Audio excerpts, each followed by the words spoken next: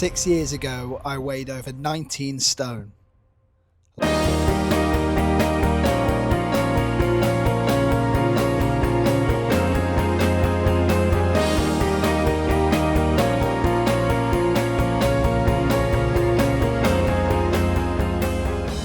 This video is all about how I got to this point and how I went from 19 stone, unhealthy, unhappy, to 1933 5K, a runner. I think I still do that in inverted commas. But this is how I got to that point, and I guess I'm hoping this video will show you, watching this, just how you can get out the door and start something and you don't know what journey you're going to go on. When I first started actually on this journey, I had no idea what it would become. It was about weights, it was about calorie deficit, it was about just getting to the gym and getting sessions in and cutting weight drastically. Over the first year of this journey, I lost a significant amount of weight. And running wasn't really the key to that. It was the deficit, it was the lifting weights, and I was running at that time as well. My first 5K I completed was 2 months into this journey, and it was in November. And I went out and I ran it at 40 minutes. And I remember thinking, wow, this is incredible. How hard is this? What on earth will make this easier? And I can remember finishing it and feeling unbelievably proud and getting back and thinking, right, that was a buzz. But the most important run I've ever done was the second one, where I ran quicker. I felt slightly stronger. It hurt slightly less. And I got out and did it again. That turned what was that first run from a one-off to a bit of a habit starting to form. And running has always just been really casual for me over this journey. It wasn't until 2023 that I first did a race. I had never ran more than once or twice a week before that. And I got to that race in 2023, June. It was the Ramathon in Derby of my hometown. And I did it in a 1:44. And it kind of put everything into perspective about where I've been and where I'm at now, because I'd never ran more than 9 miles. I wasn't running more than once or twice a week. And in 2023, I'm doing a half marathon just a couple of years after being 19 stone. And I didn't know what paces were. I didn't know what easy was. As far as I was concerned, I was a guy that went to the gym, lost a load of weight, but ran a little bit on the side casually. So clearly I was in decent shape. And I came off that one, didn't really have the motivation to keep going. But I entered a marathon like an idiot. And I would advise everyone, by the way, if you're watching this and you're thinking, right, I've not really ran much, I'm not too experienced, don't enter a marathon straight away. Grow through the distances and you'll find yourself in a much stronger position when you eventually encounter the marathon, as I found out. I did this kind of bit part plan that came through the charity I was running for, Sense, great cause. They do great work there. I was really proud to run on behalf of them. But I got to the marathon having ran probably 3 times a week. I was doing my long runs, completely easy pace on a Wednesday. I was playing football twice a week, and they were my pace sessions, I would call them, and try and justify them. But the reality was, I was just putting on a load of weight because I thought I was running loads, and I wasn't actually running that hard at any point, and I wasn't actually running that much. And I got to the marathon and I felt like, right, this is dead easy. Halfway through, I'm clocking these miles that are far quicker than my goal time. I wanted to go sub 4. It's the cliche. So does everybody. That didn't happen to me. I smashed into the wall. I had 1 electrolyte tablet on the way because I didn't know what fueling was. And I had a miserable experience walking out of Altrincham, walking into Manchester, and then eventually crossing the line in 4:37. So off the back of that, I was in agony. I was a broken man. The marathon had hurt me mentally, morally. And it was the first sign of really regression from that first bit of weight loss, where I dropped all the weight, gone to the marathon, thought I could eat more, gave myself license to eat more. And really, I got into a position where I was over 95 kilograms running that marathon. And I needed to get back in shape again, which was really surreal for me. So this is 2024. And it's not until November 2024 that I actually do another race. And that's a half marathon at Alton Towers, where I've essentially followed a plan for the first time. I was basically lacking motivation, and you'll learn this about me. I'm driven by buying stuff and enjoying it. And it's not healthy, by the way, but I just love new shoes. I love trying out new gear. I love the gimmicks. I love the gadgets. I will try everything just because I find it fun and I enjoy investing into this sport, because I don't go out drinking loads anymore. It's kind of like my little hobby and what I like to do. So hopefully at some point on this channel there'll be shoe reviews maybe, and even just gear tests on certain things as well, because it's something I do enjoy watching and I'm passionate about. I've just got the Mega Blasts and they are something else. Anyway, November 2024, I followed this half marathon plan that I just downloaded off the internet. I think it was just a image file that I got off Google search and copied it and followed it within an inch of its life. I bought these Vaporflies off Nike. They were bright green, flashy, all the gear, no idea. Following this plan, I was doing my easy runs in Vaporflies, my fast ones in Vaporflies, but the crucial bit was I was doing 3 or 4 runs a week, but I was doing all the sessions and I was ticking off the speed ones as well. And the easy miles are incredibly important because they get your volume and they get time on feet, but you need to supplement them with fast miles as well, and fast intervals and little sessions here and there. And by the way, I wasn't doing structured sessions really. It was going out and sprinting a 10k as fast as I could. That's what my interpretation of speed was at that point. So I got to the race and I ran a 1:39. And if anyone's ran Alton Towers, it's horrendous. It's so hilly, it is brutal, and the conditions are genuinely not made for PBs. But I'd knocked off 5 minutes from that 1:44 at the Ramathon on a course that's elevation gain was nothing short of a joke. But the great thing is you get to go on the rides after and you can actually have a day out with the family and actually enjoy yourself as well. So I've done that. I felt the reward of hard work, and I've started to piece together the fact that if you do run and you run in a structure and you run consistently, you will get results. And that started to make sense in my head. Meanwhile, I'm still trying to get the gym stuff in because that's just been my routine for the last 3-4 years. So I do the half and I go into 2025 and I've already sworn I'm never going to do a marathon again, particularly not the Manchester Marathon, because it was absolute hell.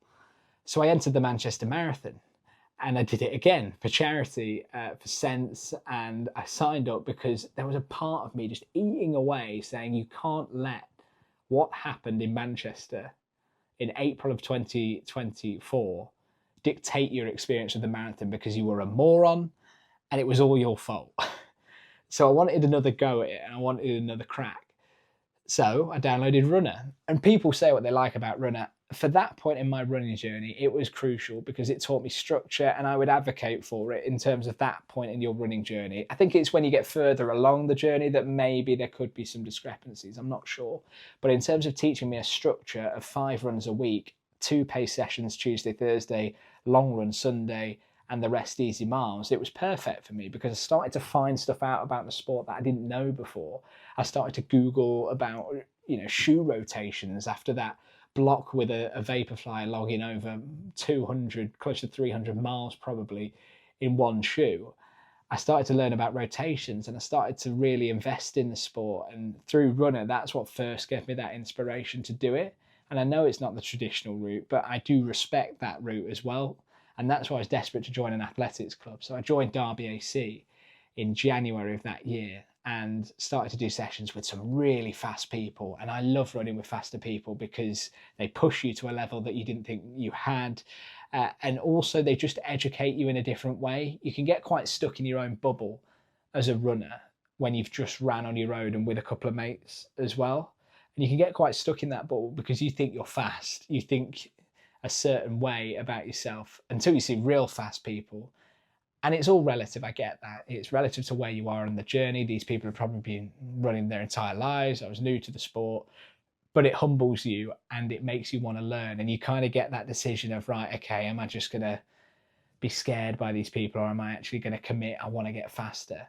And my attitude was to try and get faster and get up there with the quicker people in the pack, because I was at the back of all the intervals and I was really pushing myself, but I was at the back and I was one of the slower people in the group. So my aspiration one day was to get back there and be at the front. So started working away, did a half marathon at Media City, one of my favourite races, just purely because of my experience there. I don't think anything else really dictates it. It's a decent course, it's 2 laps, fairly flat. There's some undulation in there at moments, but it's pretty fun and I've had some good races there. So I ran a 1:34 at that race and that was huge for me to go sub 1:35. I just went for it, and I started to learn a little bit about race tactics and how to push yourself, when to push, and finishing races strong rather than just peaking and just crashing. And then I went into the marathon, and I peaked and crashed quite quickly. And again, the marathon humbled me. I wanted to get 3:30. I was probably slightly deluded. I don't know. You can answer that. 1:34 half.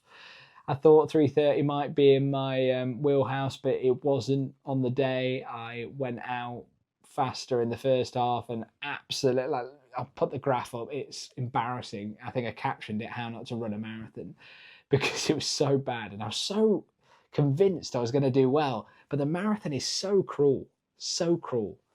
So don't do a marathon. And until you're so experienced, don't do it. It's a magical experience when you cross the line, whatever time you get, but it's brutal. I did a 3:52, and whilst I was very proud to go sub 4 on a very hot day where the final mile, there were just people collapsed on the floor, there were medics everywhere, there was so much concern for people's welfare. So I was very grateful just to get through it. But yeah, it was tough. And after that marathon, I kind of slipped off and lost my motivation for the sport a little bit because I was so demoralized about where I was at. I wasn't committing to the miles after it. I wasn't really building on the fitness I'd got. And then came June, and it was the Ramathon again, and this would be the third time I will have ran it. And I said to a mate I was going to pace into 1:37. I thought that'd be all right. I've done 1:34. I'm quick.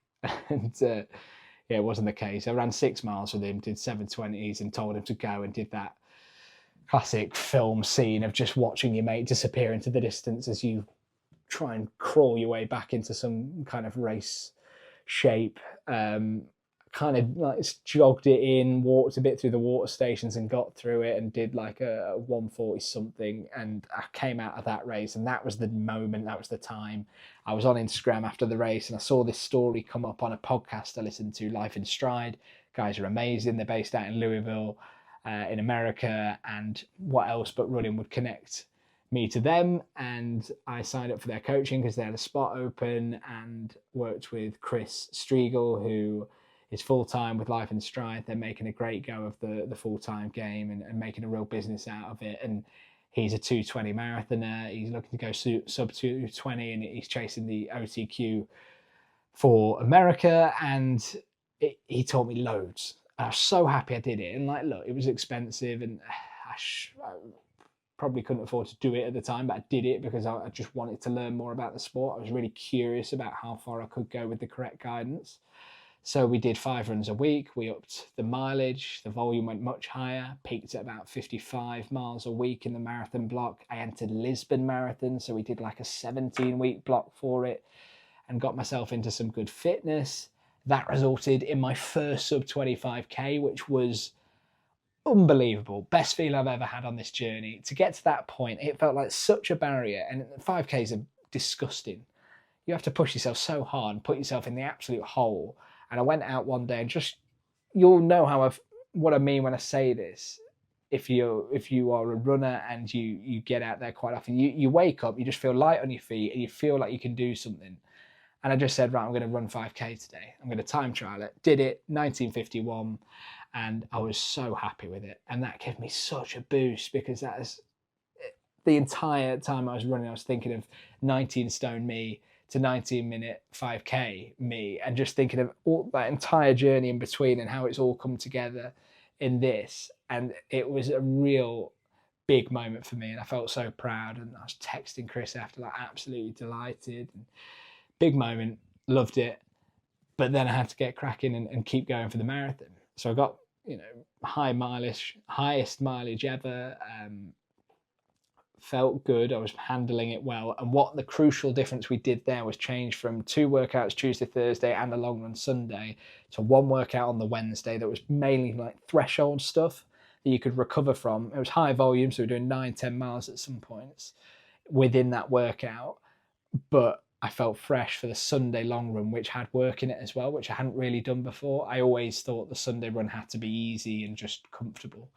but the working the Sunday I absolutely love. So I've stuck to that even now at this point. So did Lisbon, ran a 3:28, and it was such a good experience. I ran the entire thing, the first time I'd ever done a marathon, and ran the whole thing, and I felt amazing for it. It got really dark between like 19 and 23 miles, but it does that in a marathon. But I've managed to kind of pull it back at the end, just as I was dipping off.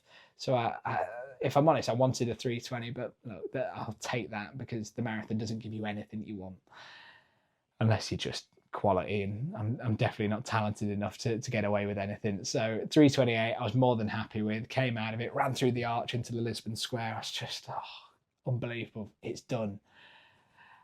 And that gave me real drive to just keep going. And I gave myself kind of like a few days off, ran the following Sunday, bounced back really well, and my legs felt good. I'm not sure why, but I did. And I tend to bounce back well from marathons now. And I got straight back on the horse and started going for 5Ks again, went for the 5K PB, and I've just recently in April done 19:33, 10K as well. But I went back into a block and booked the Boston UK Running Festival marathon. So when you enter this race, by the way, you need to come up with something that's quicker than going, oh, what marathon are you running? Oh, I'm doing Boston. Oh, wow, that's incredible. No, the UK one, Lincolnshire. You need to come up with something that just clears that up before you have that conversation. But it was tough. It was so tough. And on the website, it says PBable course. And it's so flat. It's pan flat. And it is a really well organised event. And the marshals were brilliant. I thought it was ace in terms of getting there. You can park 100 yards away from the start line and get into your start pen and go. But the wind was horrific. It was so exposed. The course is so boring. So boring. There's just no one out there other than runners. The sound of feet hitting the concrete, and you're winding through fields, so you can see the leaders in the distance and you can see how well they're doing, and when you're fading, it's brutal. It's the hardest race of my life. The first 13-14 miles I think went pretty straightforward, and I was in a good pack with a group of people who were all going for a similar goal. The wind hit on the turnaround, so it absolutely slaps us in the face, and you just faded, and it was horrible, and I hated it so much. And I realised my relationship with the marathon is coming across really badly. But I stuck in there, and the only reason I didn't quit was because I couldn't be bothered to walk back to the start, and I didn't have my phone for anyone to come and pick me up, so I had no option but to run it in. And I ran back towards like the 24th mile mark, and then suddenly realised, oh, I could get a PB here if I just pick it up. And I did. I picked it up. I'd already lost the mental battle, which was really disappointing. Picked it up, got a 90-second PB, 3:27, happy with that. And that's where I left it on April the 12th of the marathon. And now, since then, as I mentioned, I've done the 19:33 5K, I've done the 40:32 10K at Cheshire. The 5K is at Long Eaton Park Run. It's a great time trial park run if you want to get down there. 19:33 though, and yeah, really happy with that. I feel like I could probably go quicker, but I'll take it. I'm quite content with that. 5K just takes something slightly different, and fast twitch is not my thing. I'm in love with the half marathon. I ran my PB at Birmingham, Great Birmingham Run, 1:30:46, I believe. So I did really well in that. As with the 10K and 5K, I'm at a really good point now where I feel quicker than I've ever been. And now I guess it leads me on to what's next, which is going to be the Ramathon. You'll be surprised to know, for the fifth time. And I'm going to go for sub 90 on the half. So whether or not I can do it, I don't know. I'm feeling good. The training's gone really well. It's the first time since that Alton Towers half that I put a dedicated kind of 6 weeks together for this race. And I'm feeling really good about it. So hopefully I can get it over the line and finally get into that sub 90 category, because that'll be kind of like in the same category as the sub 25K for me. I love the half. It's my favourite distance. I'm going to be doing it in the ASICS Metaspeed Sky Tokyos, which are a shoe I'm really enjoying at the moment. I've been first time racing that distance in them, so I'm looking forward to that. That's the next challenge, June the 28th. Stay tuned for, I guess, how that goes. But I just want to say to anyone thinking of going on that journey from 19 stone or however you're feeling right now, whether it's 14, 15, whatever you're thinking, just get out there, give it your best, but stick at it. Don't give up after one. Like I say, that second run was the most important of my journey. So get on that second run, try and come back for more, and just keep chipping away, because when you do something for the first time, you're never good at it. I couldn't go pick up a hockey stick and be good at hockey first time. It's the same with running. And don't be intimidated, because running is an incredible community.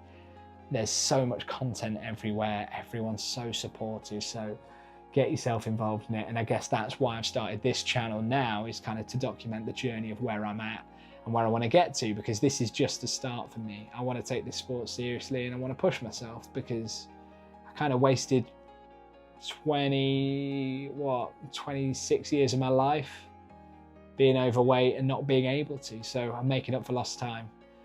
But I'm in a really good place now. So hopefully you can take some inspiration from this and motivation. And yeah, I'm sure there'll be more content about some of the big struggles I've had. But that, I just wanted to give you an outline of the story so far, to be continued.